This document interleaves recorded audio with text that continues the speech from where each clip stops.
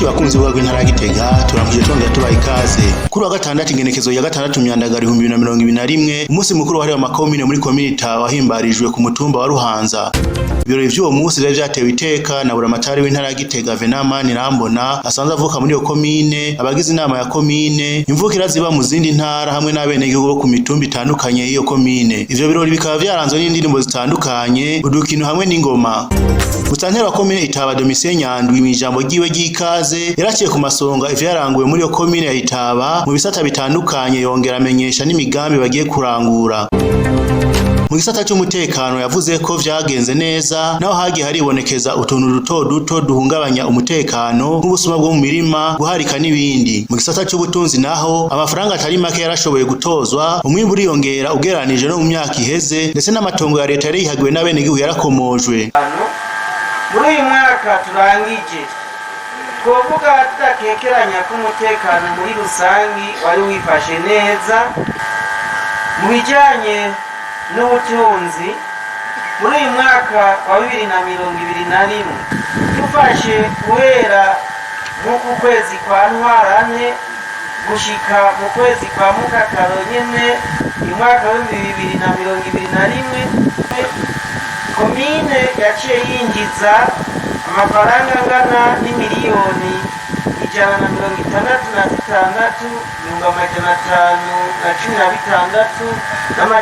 166,516,556. Ni ukuvuga ko habonetse ubudasa bw'amafaranga yiyongereye angana n'imiliyoni 49,995 n'amafaranga 909 muri aya mezi yo guhera ku kwezi kwa gatatu gushika ku kwezi kwa gatandatu. Mu gisata c'indero inyubako zitari nke zarubatswe, izindi nazo zirasanurwa, hongera haratangwa n'intebe, izishaje nazo zirasanurwa kugira abanyeshuri boroherwe mu kwiga. Abigisha bakutsa kivi nabo ngo barashoboye kuronswa agashiruka bute, ndetse vyaratumye na komine iza ku mwanya wa mbere mu gisata c'indero mu ntara ya Gitega. Mu gisata c'uburimyi n'ubworozi naho nyene ngo harakozwe ibitari bike, nko gutegura umurima wa komine, gutanga imbuto n'ifumbire bayifashijwemo na World Vision, harakingiwe kandi n'isi ndimwa, hongera hategwa ibiti bibana n'indimo, ndetse haranategwa n'ibiti ku misozi mu ntumbero yo gukingira ibidukikije. Mu gisata c'amagara y'abantu harashoboye gutozwa intererano y'amafaranga yo kubaka ibitaro vya komine, aho hatojwe amafaranga arenga miliyoni 70 atanzwe n'abenegihugu. Muretse ivyo haratanzwe n'ibikoresho bitandukanye vyo kwikingira shakiza coronavirus. Haba mu gisata c'isuku n'isukura naho harubatswe utuzu twa sugumwe n'imigende y'amazi na za rusengo zirubakwa, ibindi navyo birasiburwa. Musitanteri yamenyesheje kandi ko bagiye kubandanya barangura n'indi migambi, aho bategekanya ko buri mutumba uzoronswa ikimangu kugira ngo bagabanye amanyanga akunze kuza aribonekeza, abantu bazana impapuro za magendo bakavuga ko bazihawe n'abakuru b'imitumba, eka n'indi migambi myinshi nko kubaka amashure bikaba bizokorwa. Bakuru b'imitumba bazoroswa, mbere baramaze kuroswa ibidodo kugira ngo nabo uzoba basabye urupapuro bamushire kwikashe biboneke ko koko ari urupapuro ruvuye ku mutumba, ntazogire usubira kwiyandikira urupapuro aruzanire inzego za komine aca duhenda ngo nuko umukuru w'umutumba.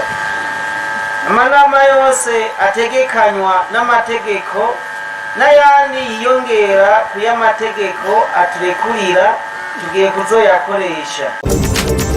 Buramatari w'intara Gitega Venamani Rambona yarashimiye musitanteri wa Komine Itaba ku vyiza vyinshi amaze kurangura, ndetse aranakengurukira n'abenegihugu kubwira bwabo kuko vyose biva kuri bo, yongera n'abashimira kuba bitabiriye ku bwinshi uwo munsi mukuru, acahamagara kwijukira gukingira isi ndimwa hamwe no kuvyaza umusaruro ahantu hose hibonekeza amazi mu kurima mu gihe c'ici kugira umwimbu wiyongere, gutyo babone gushitsa ryahangiro rya leta mvyeyi leta nkozi yuko umunwa wose woronka ico ufungura, umufuko nawe ukaronka amafaranga. By'ukuri raporo nyakwa musitanteri wacu yaduhaye ku mwaka umwe gusa urangiye, ariko araduza ikivi cawe yasanze ikomine n'ibintu vyo gushima. Dore nyakwa musitanteri wacu turagukengurukiye cyane kandi turagutera intege ku migambi myiza, na cane cane yuko ino komine ari y'akarorero, harimo utuntu twinshi abandi baza kuhigira. utwo twinshi rero duturuka ku bugamburuzi bw'abenegihugu Itaba, twebwe mwebwe kubona indongozi avuga nabo bari kumwe natwe tugaca dushira mu ngiro atanu umwe asigaye inyuma. Iterambere turondera mu gihugu ritangurira hehe? Mu miryango.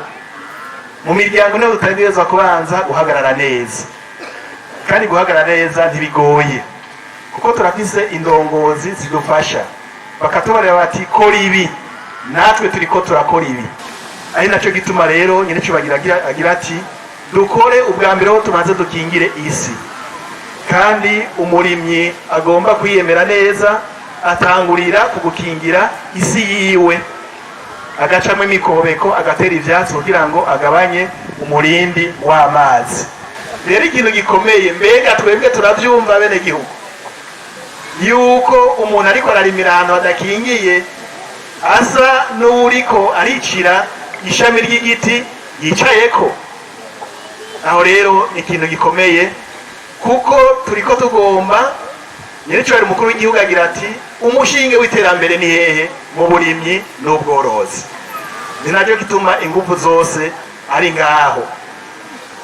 Nyiricyo mukuru w'igihugu ati imyonga yose ahantu hari amazi ntagenda dupfuye kubusa, tuyakoreshe. Mwomenya ko buramatari w'intara ya Gitega n'abandi bantu baciye baronsa impapuro z'iteka, abandi nabo baronswa akabahasha mu ntumbero yo kubashimira ku nterano batanze n'ibikorwa bakoze kugira ngo komine Itaba itere imbere. Ibirori bikaba vyasozewe no gusangira ivyo kurya kavukire hamwe n'inzoga kavukire bigizwe n'impeke n'akagwa barambije ku musezero. Turabashimiye kuba mwadukurikiranye, ntibage gusoma no gusangiza inkuru abandi. Murakoze.